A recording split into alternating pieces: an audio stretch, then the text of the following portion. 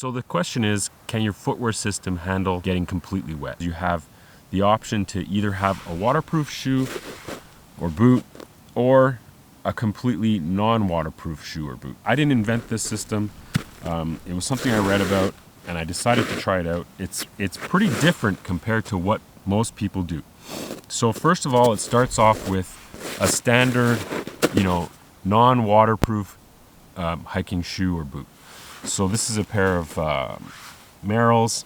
They're mids. I really like them. I think, a gaiter is a pretty important part of most people's footwear. This is a really lightweight model called the Through by Outdoor Research. I wear them all the time in the summer and shoulder season. For most cases, they stop snow from going into my shoe, which is another thing that can just make your foot cold in general. The really special part of this system is this neoprene sock. This was something that I read about from Dave Cheneau. If you don't know Dave, you should check out his website. It's bedrockandparadox.com. So this is a 0.5 millimeter neoprene sock made by NRS. NRS is a boating accessory company. And then I have sort of a standard hiking sock. Now this is the first time I've been using these socks. They're darn tough. I don't remember the model. They're actually a bit thick for this system, so they hold a bit too much moisture.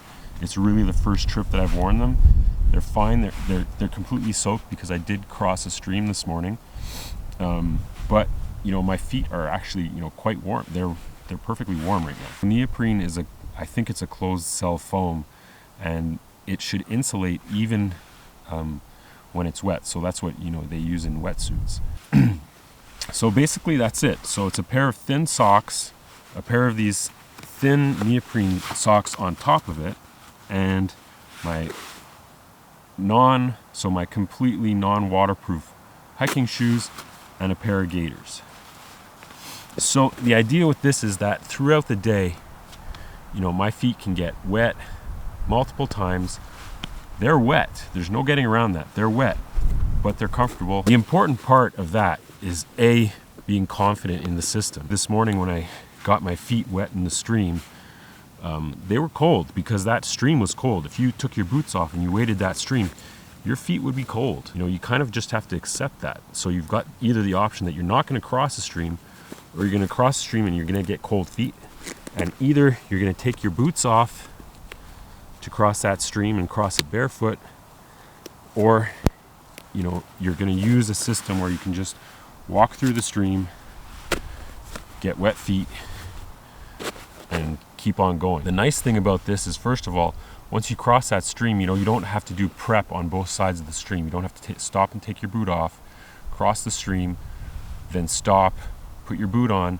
Regardless, your feet are going to be cold when you cross that stream, and then you can just keep going. The real advantage is when you have multiple stream crossings throughout the day, where you're going to be able to keep on going, just one after the other, and it really won't change anything. The second part to the whole system, which is the shoes and the neoprene socks, is obviously having a really good camp system. The first thing you do is basically take all of this off, put on your dry sock, maybe even treat your foot with some kind of balm just to make sure that you're dealing with maceration and all of that. And then get on your dry camp socks and keep them dry. The way to do that for me is to use plastic bags, so plastic bread bags.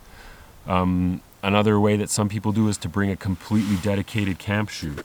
Personally, I think that doesn't really fit in well with my sort of philosophy of traveling pretty light. Once I've taken my walking system off and I've got my camp socks on, is I put the neoprene sock and my wet hiking sock under my sleeping pad between the ground and a thin foam mat, which the one I'm using right now I'm sitting on. That's another pretty important part of the system, to make sure that when you get up in the morning, that sock has maybe dried a little bit, but it's definitely not frozen and it's a little bit warm. So you can get into your boots and start walking. Now, the moment you put those shoes on, your shoes are probably going to be pretty frozen if it went down below zero at night, which is something you kind of have to get used to, that period where you pack up your camp and then the last thing you do is you switch out your camp socks to your walking system, get your shoes on, and you've got to get going, because part of your feet staying warm is is movement. And that's part of the whole thing throughout the day for almost all of your clothing system, which is during the day, movement is what keeps you warm.